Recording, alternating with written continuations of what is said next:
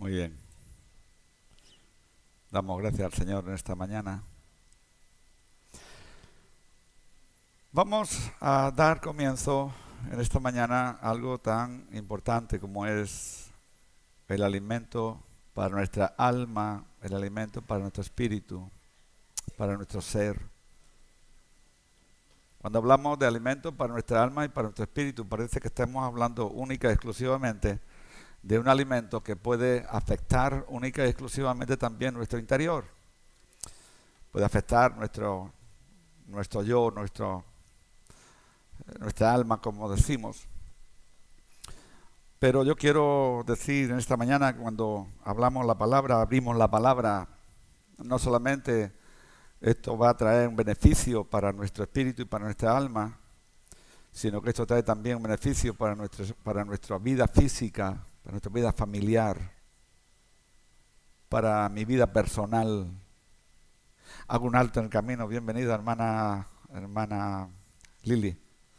¿Fue bien el viaje? Sí. Ella acaba de llegar de Argentina. Ahí hemos estado un poquito en contacto y hemos hablado, ¿verdad? Muy bien.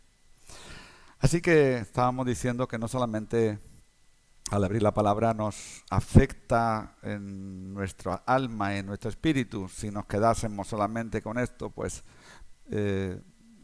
estaríamos cubriendo una parte, sino que entendemos y comprendemos y vemos a todo lo largo de la palabra, desde Génesis hasta el Apocalipsis. Bájame un poquito, por favor. Bájame un poquito. Nos damos cuenta desde el principio hasta el final de la palabra que no solamente afecta la palabra, ese alimento, a nuestra vida interna, sino que afecta todo nuestro entorno, familia, material, economía, físico, mental, psicológicamente. En todas las áreas de nuestra vida, la palabra tiene su efecto.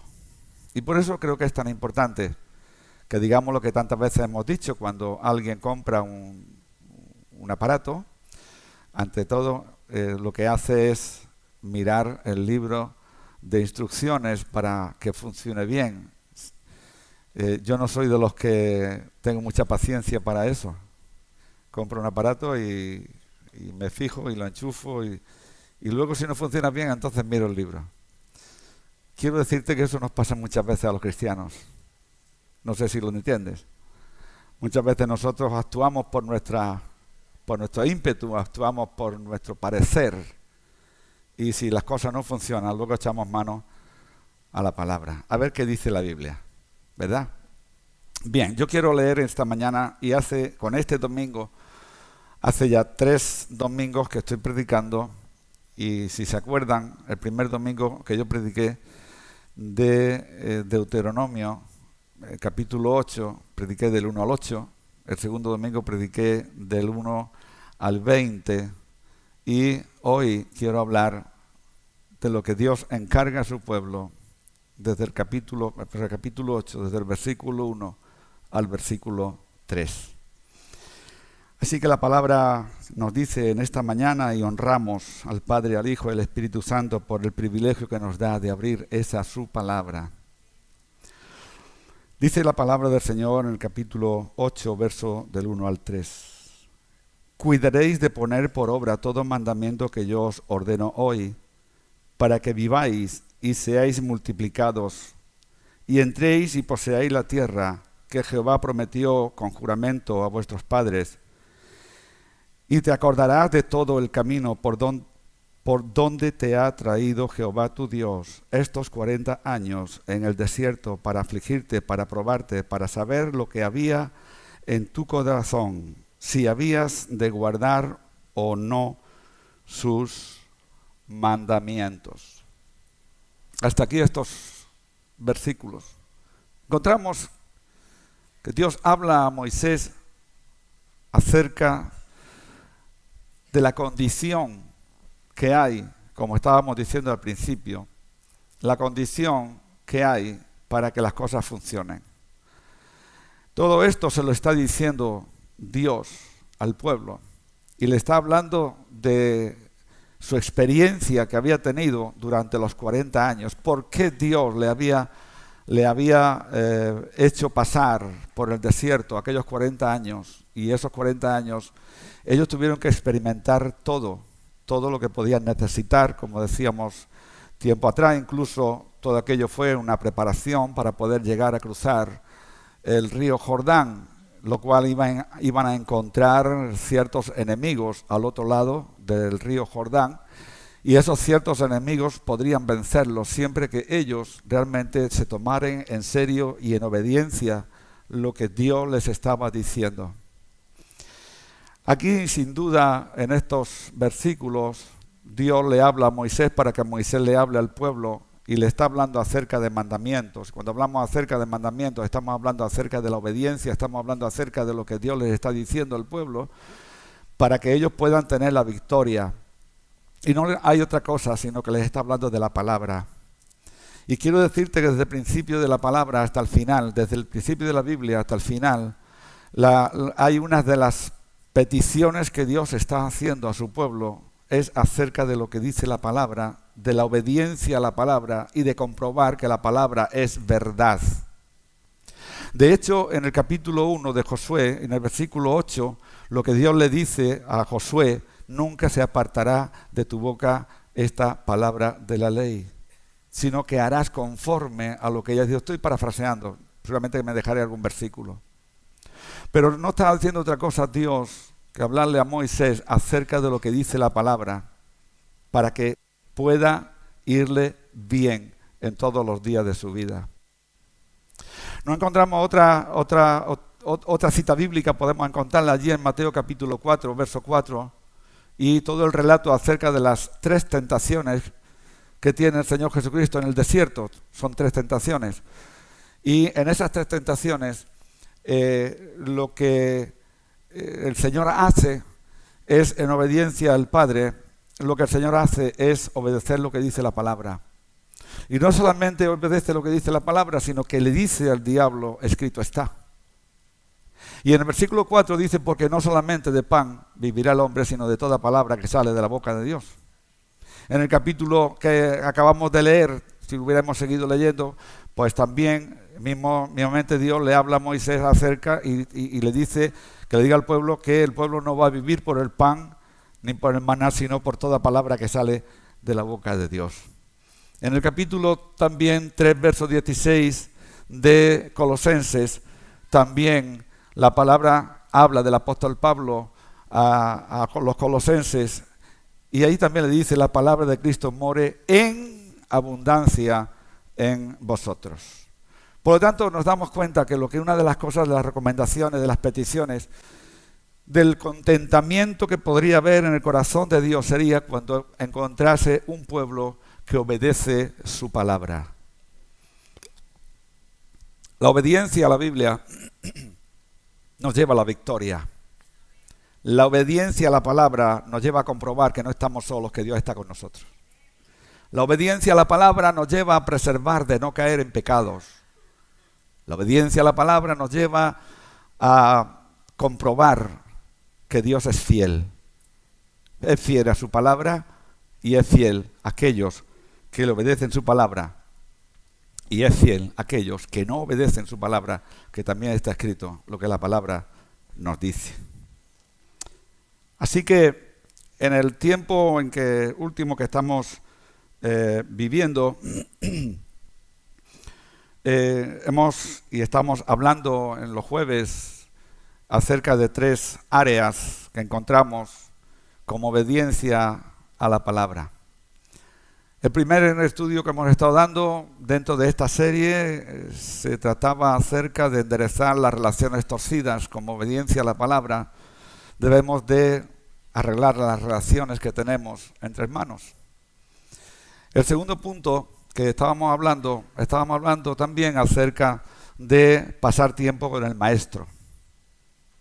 Y este era el que estábamos hablando el jueves pasado. Y entonces teníamos la tercera parte de este estudio, que yo les decía a los hermanos el jueves que lo íbamos a dar más adelante, pero he sentido que creo que es un estudio, es una palabra que se necesita para dar a todos. Y aprovechando en esta mañana, que es la mayoría de hermanos en que estamos aquí, yo quisiera compartir con vosotros este tercer punto acerca del estudio que estamos dando de enderezar las relaciones torcidas. Así que el tema de hoy es cómo ponernos una meta. La meta de vivir lo que dice la palabra. Meta para vivir lo que dice la palabra. Y hemos leído en el Deuteronomio 8, del 1 al 3. Y yo me hago unas preguntas en este aspecto dentro de estos 3 versículos. La primera pregunta que yo me hago es ¿por qué Dios hizo esta declaración a su pueblo en el desierto? La segunda es ¿qué se proponía enseñarle con todo esto? La tercera, ¿por qué Jesús usó ese texto de Mateo 4:4 contra Satanás? Si nos damos cuenta dentro del pasaje del desierto con Jesús en las tentaciones, no solamente en el versículo 4 la palabra dice que Jesús le dijo al diablo, no solamente de pan vivirá el hombre, sino de toda palabra que sale de la boca de Dios. No solamente hace referencia a Jesús en ese versículo, sino que en las tres tentaciones, en todas ellas, Jesús le dice al diablo, escrito está. Y cuando le habla de que está escrito, está hablándole de la revelación del Padre para cada uno de aquellos que en Él confiamos y esperamos. Y en el versículo 3 que hemos leído de Deuteronomio 8 encontramos que Dios sustentó al pueblo con maná. Y maná en aquel tiempo significaba, la palabra maná, y era el símbolo del pan, como todos sabemos. Pero la palabra maná significaba poder oculto. Y ese poder oculto no está en otro lugar, sino en el secreto del corazón de Dios, revelado a cada uno de nosotros por medio del Espíritu Santo, como nos dice también en Corintios, 1 Corintios 2:9, cosa que ojo no vio, ni oído oyó, ni ha subido en corazón de hombre, son las cosas que Dios ha preparado para aquellos que le aman. Ahora, aquellos que le aman no estamos o no podemos entrar en victoria simplemente por simples palabras o simples actitudes, sino podemos entrar porque hay la obediencia a lo que dice la palabra de Dios. El maná representa lo natural, quizás las cosas materiales que se necesitan para la vida. El pan representa la misma vida. Y el diablo tentó a Jesús. Y tentó a Jesús después de 40 días y 40 noches en ayuno. Y lo tentó precisamente con su propia identificación. Lo tentó con su propia identidad. Puso en duda, si tuviéramos tiempo para analizar esas cortas palabras, ahí hay mucho que hablar. Le dice, si eres hijo de Dios. No sé a cuántos el diablo le ha dicho si eres hijo de Dios. Le pone en duda su identidad como hijo de Dios. Pero también encontramos ahí que pone en duda el poder de la palabra. Y hemos dicho que la palabra maná, que en el desierto era el pan, hemos dicho que es poder o significa poder secreto. Y el diablo quiso poner en duda no solamente la identidad de Jesús, sino que puso en duda el poder de la palabra. Cuando le dice, si ese es hijo de Dios, di que esta piedra se convierta en pan.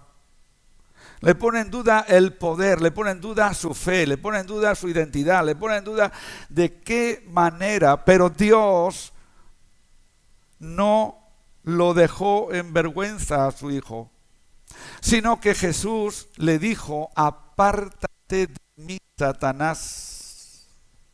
no le dijo otra cosa sino dos frases importantes que son las que cada uno de nosotros como hijos de Dios podemos y debemos repetir y debemos de ejecutar.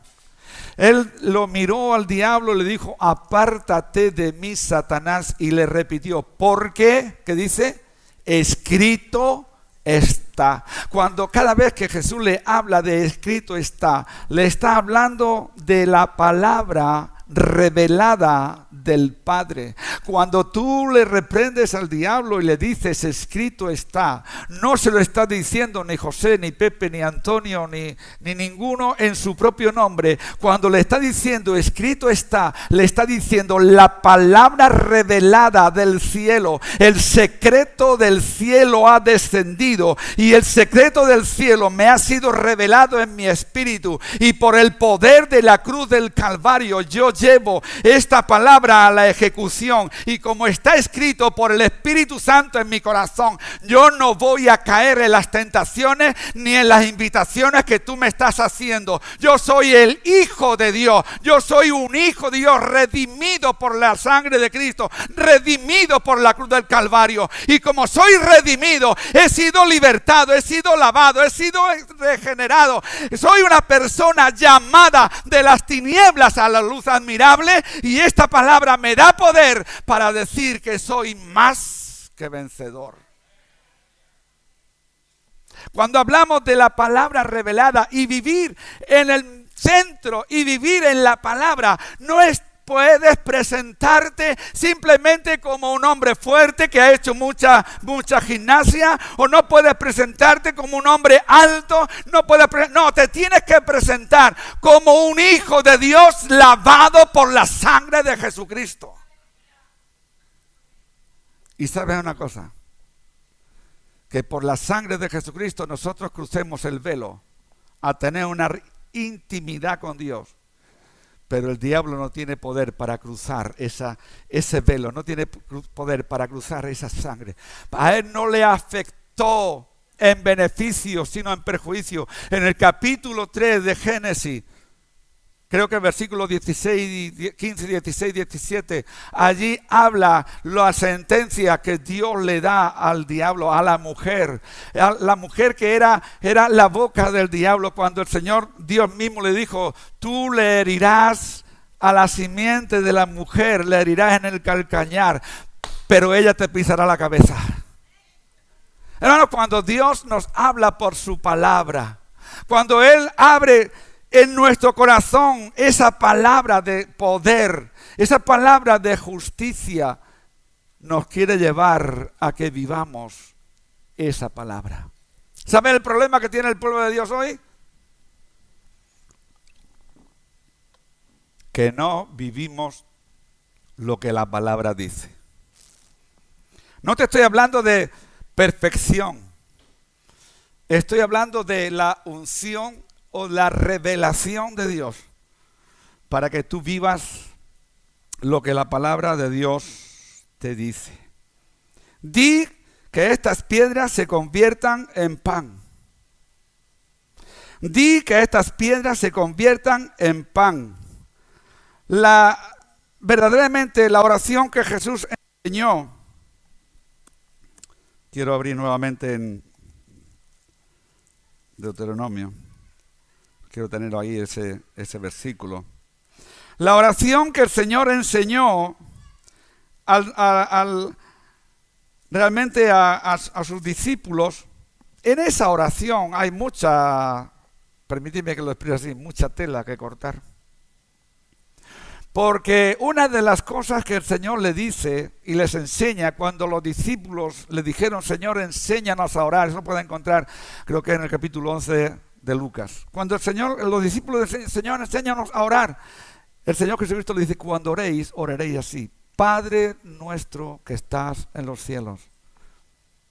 No vamos a pararnos a descifrar todo lo que dice el versículo, porque es mucho. Lo primero que dice es: Padre nuestro que estás en los cielos. Lo está tomando como el único Dios verdadero. Y cuando le dice: venga a nosotros tu reino, le está diciendo: tu reino sea establecido en la tierra y cuenta conmigo, porque yo quiero formar parte de ese reino. Y cuando le dice: venga a nosotros, tu reino y hágase tu voluntad. Le estoy diciendo, yo no quiero caminar en mis pensamientos, no quiero caminar en mis voluntades, no quiero caminar en la voluntad del ser humano, no quiero caminar en lo que el mundo está haciendo, quiero caminar en tu voluntad. Pero más adelante dice el pan nuestro de cada día. Nuevamente acude a esa verdad, a esa realidad. Nuevamente el Señor acude a enseñarles la necesidad, el poder secreto que descendería del cielo. De hecho, mismamente creo que en el capítulo 10 de Juan, allí el mismo Señor le está hablando también a los discípulos y les dice, yo soy el pan de vida. Yo soy el secreto que nadie podría entender si no le he revelado de mi Padre que está en el cielo. Yo soy el secreto que he venido, que el mundo no me ha recibido, pero aquellos que me han recibido les ha sido dado a entender, vivir y llevar a la práctica lo que yo quiero deciros en esta hora.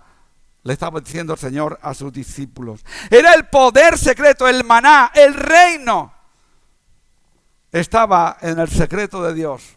Por eso hay muchos que no pueden entender, permíteme que lo diga así, incluso muchos cristianos no pueden entender que su estado, su vida, su ciudadanía no está en la tierra comulgando, viviendo con lo que el mundo hace, sino que nuestra ciudadanía está aquí en la tierra, pero aquí en la tierra viviendo dentro de lo que es el reino de Dios, para que el día en que el Señor lleve su reino a su presencia, la iglesia, aquellos que estamos dentro de su reino, podamos ser arrebatados. ¿Por qué? Porque hemos entendido que la palabra que Él nos ha dejado no son unas palabras escritas en un papel, sino han sido unas palabras escritas en el corazón del hombre y han sido escritas por el Espíritu Santo. Y además a la tinta que el Espíritu Santo usó se llama la sangre de Jesús. Y cuando tú y yo nos movemos dentro de ese ámbito de saber que nuestra ciudadanía aquí en la tierra está vivir en el reino de Dios, y cuando hemos entendido que vivir en el reino de Dios es vivir en la voluntad de Dios, viene la seguridad de que cuando el Señor arrebate su reino, tú y yo vamos a ir con Él. Esto era el cumplimiento de la voluntad de Dios. Y para vivir en su reino, y esta meta conlleva leer y vivir su palabra. Ayer hablaba yo con un pastor y estaba, el viernes, hablaba con un pastor que estaba tomando café con él y me decía, leo la Biblia una vez por año. Una vez por año. Yo no sé cuántos de nosotros leemos la Biblia una vez por año. No sé cuántos. Pero qué importante es que no solamente leamos, sino que meditemos. Porque leer la Biblia es posible.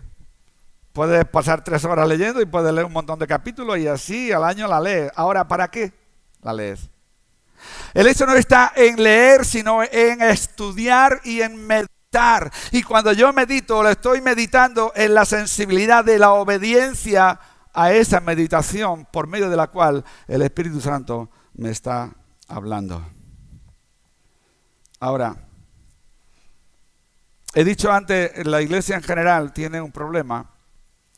Y es que hacemos muchas veces las cosas por intuición y no por meditación. Cuando las hacemos por intuición nos equivocamos. Cuando las hacemos por meditación somos llevados por el Espíritu Santo a ver y comprobar que realmente nuestra vida tiene un enfoque. ¿Cuál es el enfoque de tu vida? ¿Cuál es el enfoque? Y por eso he dicho antes que muchas iglesias, o el problema que en general que tiene la iglesia hoy, es la falta de enfoque de su vida, de su ministerio de la iglesia. Escúchenme bien. La aplicación de la palabra nos va a llevar a la victoria. No estoy diciendo la aplicación de la palabra nos va a llevar a que tenemos que cambiar el local en 10 meses. No, yo no estoy diciendo eso.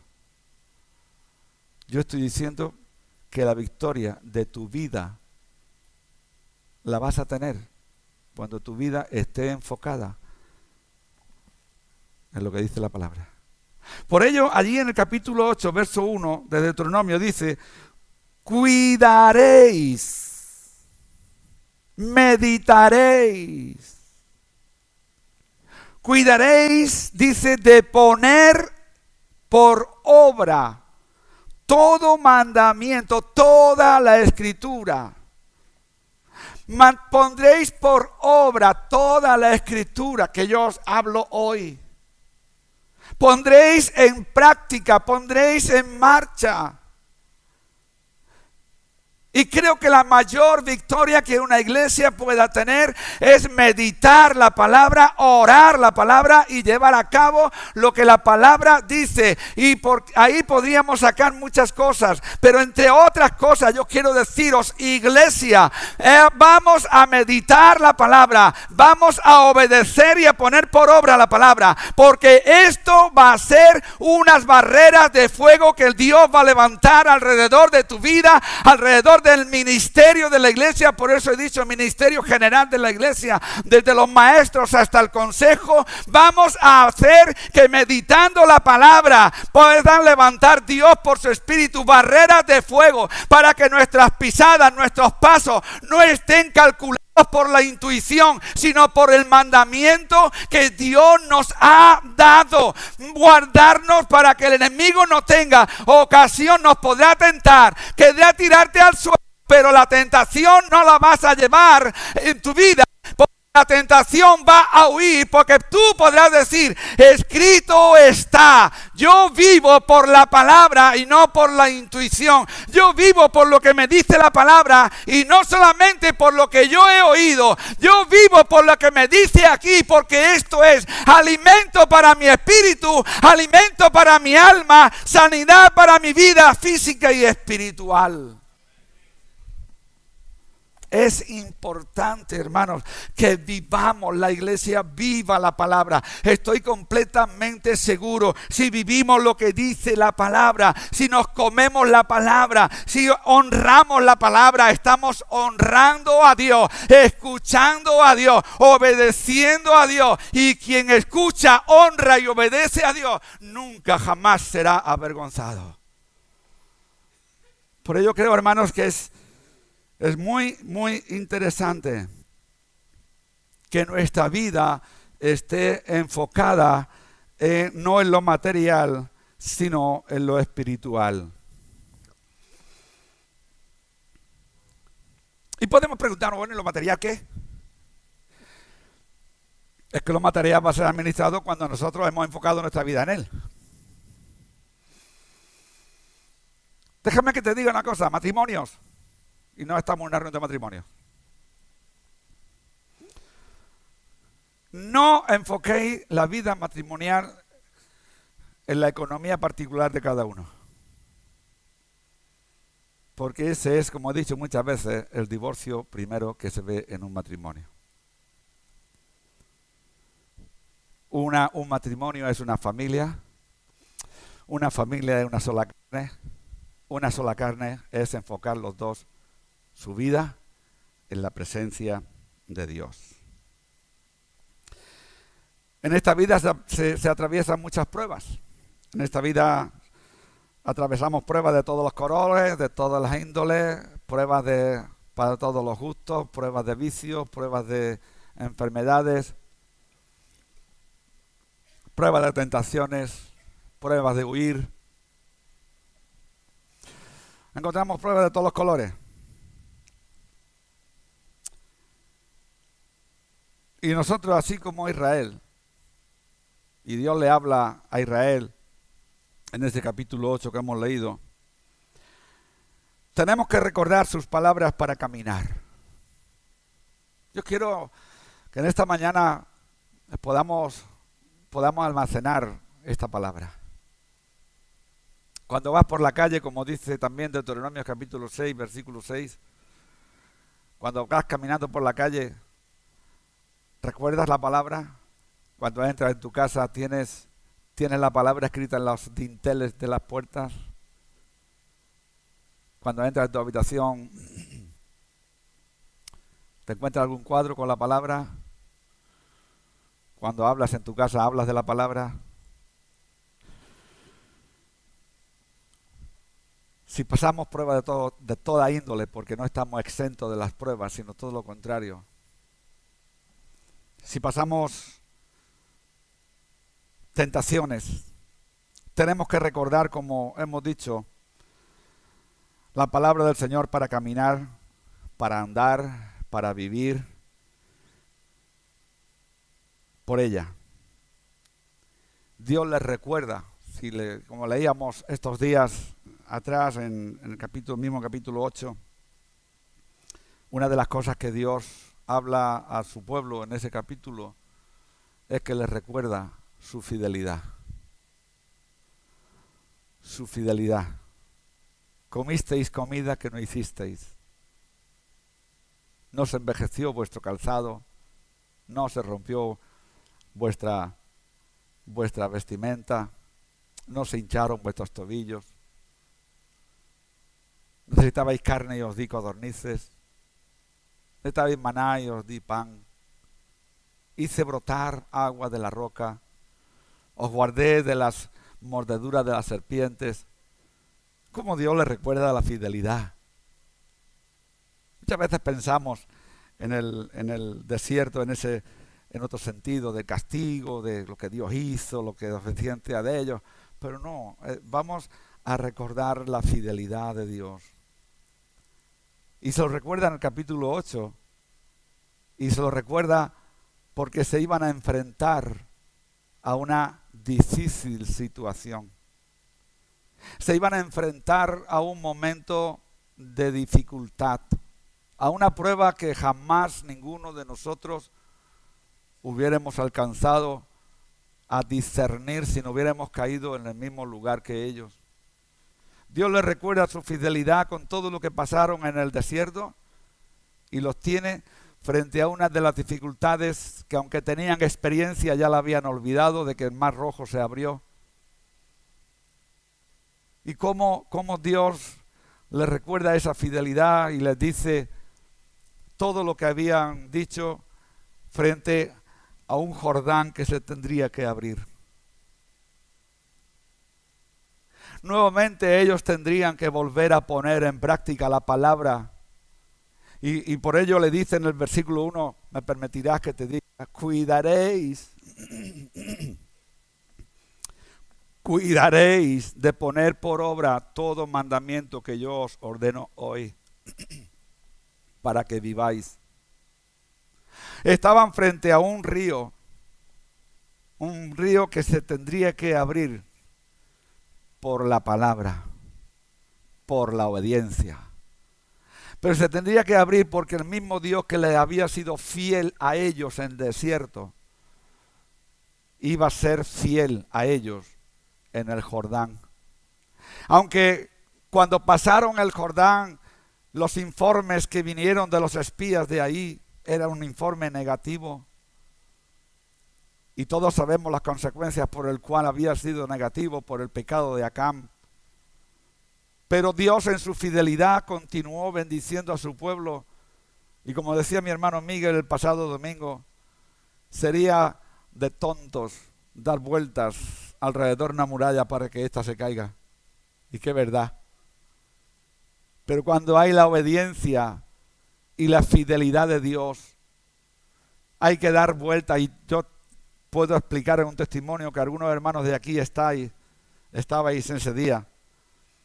Cuando aquí se estaba haciendo en Sabadell, se estaba haciendo el Congreso de Brujos a nivel de Cataluña, creo que era. Era a nivel de Cataluña, ¿verdad? Y varias iglesias de aquí nos pusimos de acuerdo y dijimos, sentimos de parte de Dios, vamos a dar vueltas alrededor de ese local donde se hace el Congreso de Brujos. Y Can Borràs, que ahora es un colegio. Dimos 7 vueltas en parejas de 2 de varias iglesias. Y fue el último año que se hizo Congreso de Brujos en Sabadell. ¿Qué efecto, hermano Miguel, el domingo pasado la explicaste muy bien, qué efecto podía tener que yo diera vueltas alrededor de un local para que aquello no se hiciese nada? Pero había una fe, había una convicción, había una fidelidad de Dios. Clama a mí y yo te responderé y te enseñaré cosas ocultas que tú no conoces.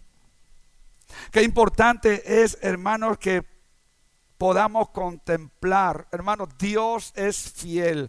Posiblemente estés pasando por pruebas, por dificultades. Posiblemente estés pensando dentro de ti, esto no me va a salir bien. Posiblemente tú estés diciéndote a ti mismo, nunca me voy a casar, nunca voy a tener hijos. Posiblemente estés diciendo dentro de ti, nunca voy a poder desligar de este vicio. Posiblemente nunca me voy a poder desligar de la situación que estoy viviendo. Pero yo te digo que el Dios que está aquí en esta mañana es el Dios fiel, es el Dios que prometió y cumplió, es el Dios que nos ha dejado escrito sus mandamientos para que los pongamos por obra, es el Dios que nos habla de noche y de día, acostado y levantado, trabajando y sin trabajar, es el Dios que ha prometido de bendecirte, te bendeciré, es el Dios que le dijo a Abraham, en ti serán benditas todas las familias de la tierra, es el Dios que prometió a Abraham que él iba a proveer para que su hijo no fuera sacrificado, y cuando estaba a punto por la fe, y Abraham sabiendo la fidelidad de Dios, sabiendo que el Dios que le había prometido ser un Dios fiel, el Dios que le había prometido que serían en él benditas todas las familias de la tierra, y que la única descendencia de fidelidad, la única descendencia de la fidelidad de Dios, y la única descendencia que había de Abraham era Isaac. Y Abraham decía, Señor, si tú me lo pides yo te lo doy, tú me lo prometiste, pero yo te lo voy a dar, pero en ti hay una promesa, y si este hijo, mi único hijo, por fidelidad de Dios, yo lo sacrifico, ¿dónde va a estar la bendición que tú me habías prometido? Seguramente que todo eso lo había pasado por el interior de Abraham. Seguramente que todas esas preguntas habían pasado por él. Pero Abraham había algo en él que estaba dispuesto a obedecer todo lo que Dios le dijese. Le pidió su hijo y estuvo dispuesto a sacrificarlo. Pero cuando Dios vio la obediencia de un hombre como Abraham, Dios le respondió proveyendo. Dios provee. Le contestó a Isaac.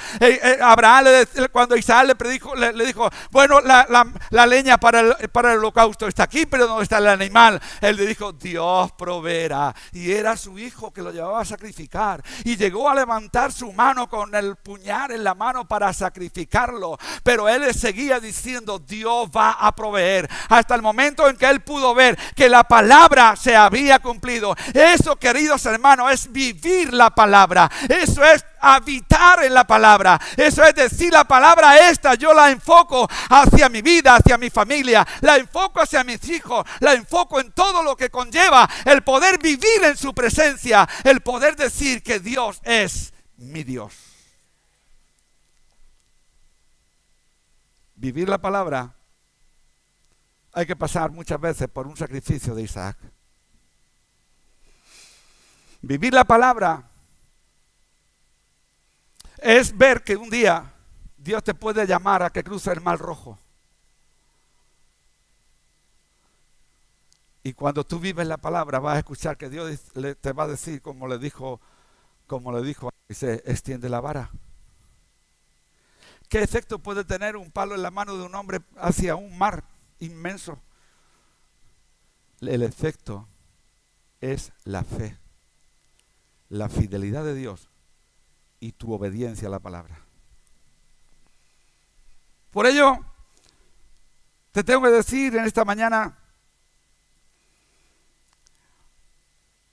lo que mismamente Pablo le dice a Timoteo, allá en el capítulo 2, perdón, en 2 de Timoteo capítulo 3, 15, y que desde la niñez has sabido las Sagradas Escrituras. Porque quiero que te sepas algo, alguno de los que estáis aquí en esta mañana, que quizás aún todavía no había aceptado al Señor. La salvación no te va a venir simplemente por memorizar la palabra. Posiblemente nos podamos equivocar. Si en algún momento estamos diciendo y estamos hablando de la bendición, de la fidelidad de Dios, y estamos hablando de que la palabra es verdad, pero claro, viene a continuación de ser salvo por la palabra. No es que la palabra te salve, es que la palabra te revela aquel que murió para salvarte y para salvarme. Nos dice la palabra ahí en el capítulo 3, verso 15 de segunda de Timoteo, que desde la niñez has sabido las sagradas escrituras, las cuales te pueden hacer sabio para la salvación por la fe que es en Cristo Jesús. La palabra es usada por el Espíritu Santo para ti, para darte sabiduría y conocimiento, para limpiar tu camino. En el Salmo 119, verso 9 dice, ¿con qué limpiará el joven su camino? Con guardar tu palabra. Por lo tanto, Pablo le dice ahí a Timoteo, al joven Timoteo, él le dice, y desde la niñez has sabido las sagradas escrituras. Y quiero decirte en esta mañana, y los niños más que todo están en la escuela dominical, no se es salvo por pertenecer a una familia cristiana. No se es salvo simplemente por decir mi familia, mi padre es el pastor de la iglesia. Me acuerdo de un hermano que me decía, siendo salvo yo, es salvo en mi familia. Y lo quería aplicar literalmente ahí, conforme a lo que dice también en Hechos, cree en Jesucristo y serás salvo tú y tu casa. Pero dice aquí, Pablo a Timoteo le está refrescando algo, y en algún momento le habla de su madre y le habla de la fe de su madre y de su abuela, pero eso a él no le servía para ser salvo. Ellas le habían encaminado a la palabra, ellos le habían enseñado la palabra, ellos le habían predicado la palabra, ellas la habrían llevado a la iglesia. Él podía haber cantado y todo, pero eso no le servía para la salvación, porque lo que dice aquí, que las Sagradas Escrituras, las cuales te pueden hacer sabio para la salvación por la fe que es en Cristo Jesús.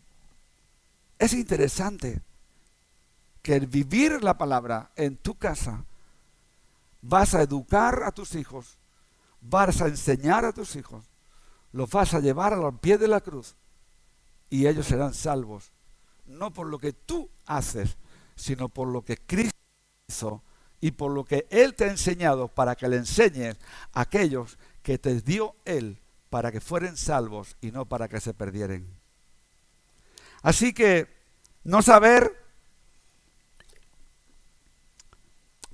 que es secundario en la vida del hombre es una desdicha, pero no saber lo que hace sabio para la salvación es una desgracia.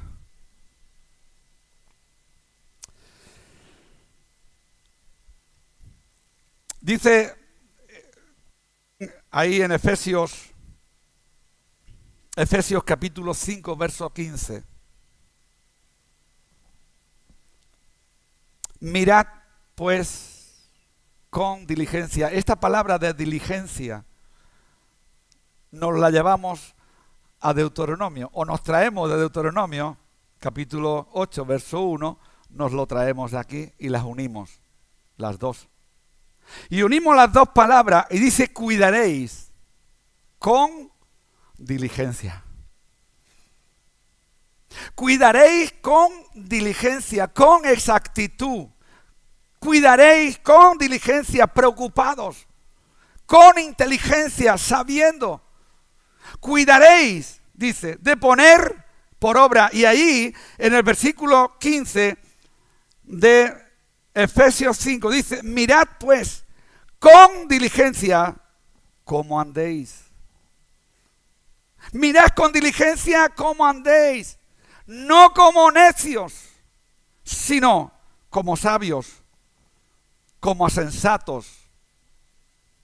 En el capítulo también de Primera de Corintios, capítulo 10, verso 15, dice el apóstol Pablo, como a sensatos os hablo.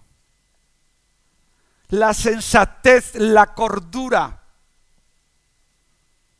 Hay un montón de lugares donde podríamos mencionar. Romanos capítulo 12, verso 3.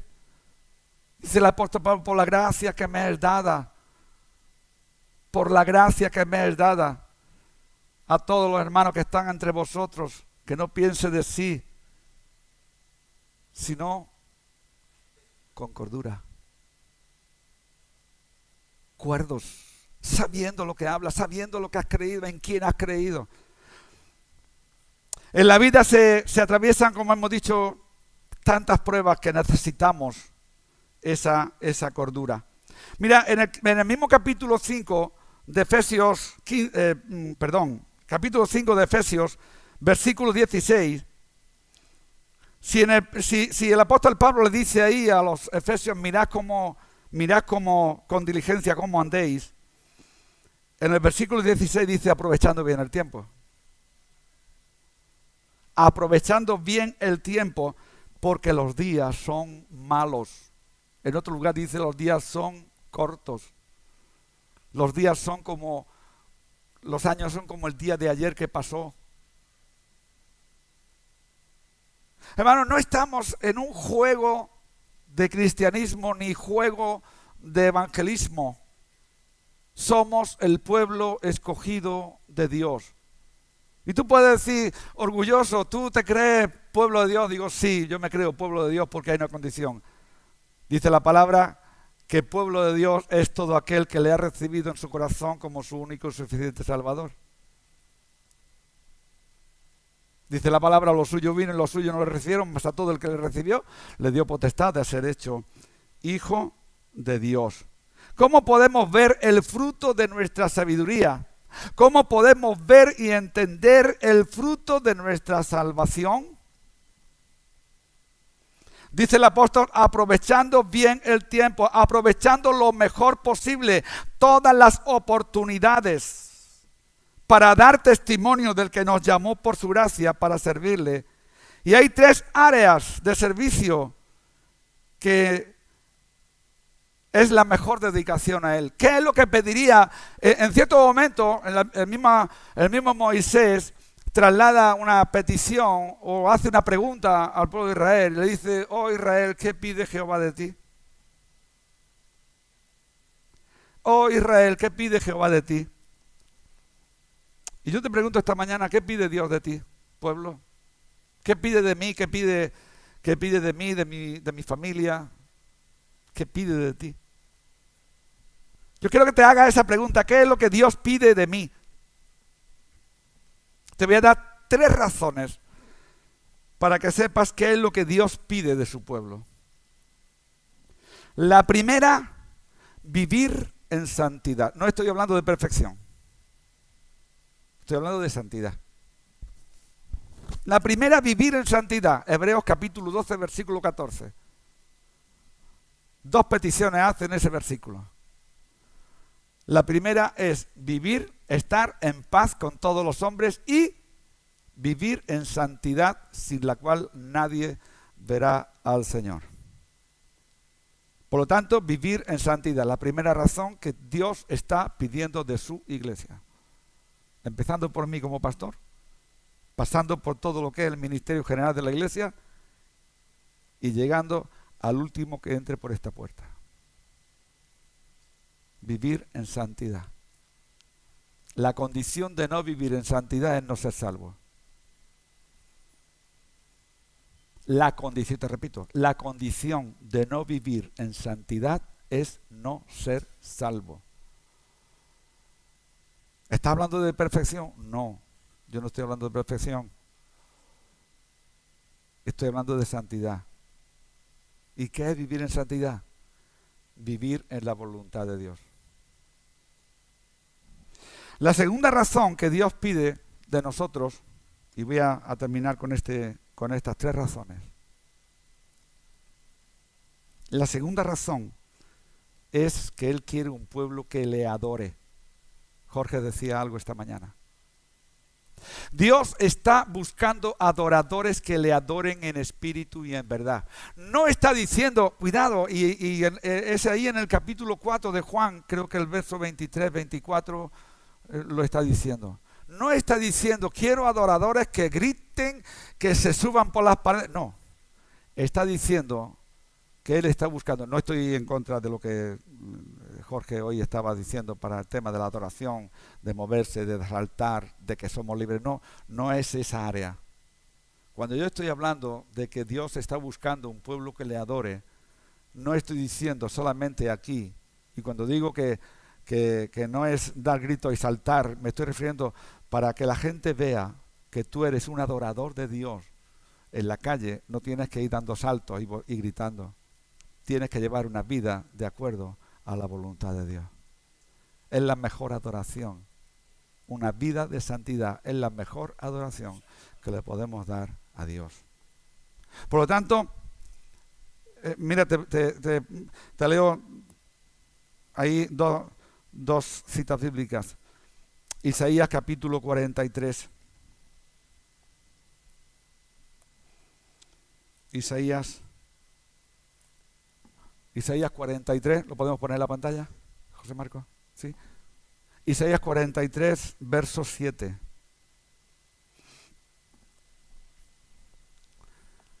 Todos los llamados de mi nombre, para gloria mía, los he creado, los formé y los hice.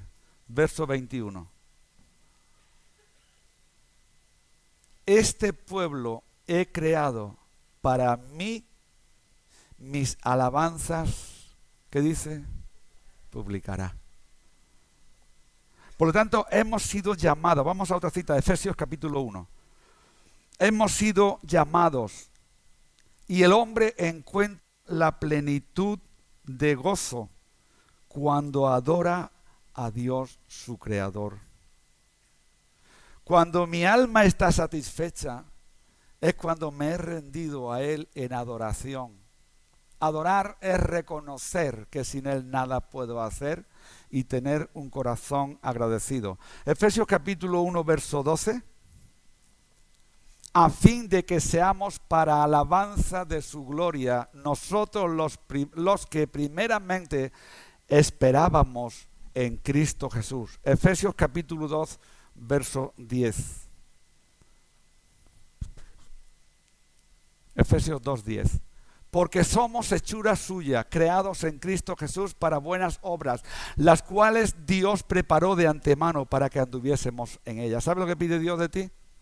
Obediencia, santidad y adoración. Y la última parte que pide Dios de ti, pueblo. ¿Qué pide de mí?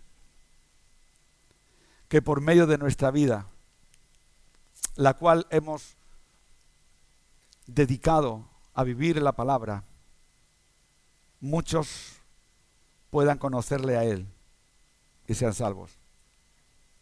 Capítulo 28 de Mateo, versos 18 al 20. Porque toda autoridad me es dada en el cielo y en la tierra. Toda autoridad me es dada en el cielo y en la tierra. Verso 19. Por tanto, id y haced discípulos a todas las naciones, bautizándolos en el nombre del Padre y del Hijo y del Espíritu Santo. Y 20. Enseñándoles, ¿qué dice? Que guarden todas las cosas que os he mandado, y he aquí yo estoy con vosotros todos los días hasta el fin del mundo. ¿Sabe a lo que se está refiriendo a todas las cosas? Vivir la palabra. El tema de esta mañana ha sido vivir la palabra. Y las cosas que dice que guardemos es su palabra. Y lo que hemos visto, lo que hemos oído, las metas que tenemos en nuestra vida es contemplar su palabra. Vivir y comprobar que Dios es fiel y que Él lleva a cabo su palabra. Así que vamos a terminar ya en esta mañana. Y podríamos seguir horas, pero no vamos a hacer. Sino vamos a terminar. Yo voy a pedir que el grupo de alabanza esté subiendo. Es para nosotros un grande privilegio. Y no solamente privilegio, sino una necesidad. Gracias. Es para nosotros un gozo el poder decir que Dios está con nosotros. No hay imposible si puedes creer. El mismo Señor dijo a aquel hombre que llegó a sus pies diciéndole que su hijo estaba endemoniado. Y el Señor le dijo, cree. Y el hombre dijo, creo. Ayuda a mi incredulidad. Yo quiero que te pongas de pie ahí donde estás.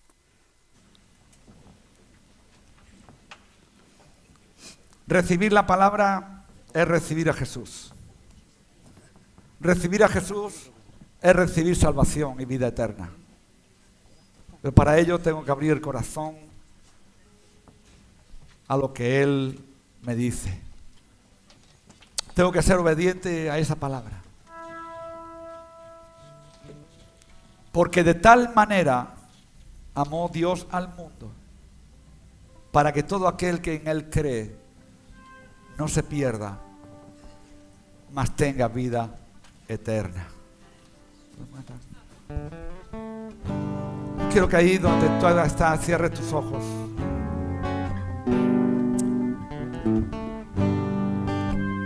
Pueda elevar tu mente y tu corazón al trono de Dios.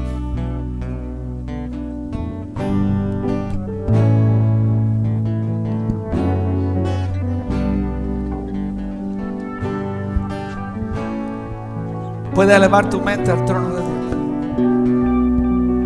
Puedes exaltar su nombre. Quiero levantar a ti mis manos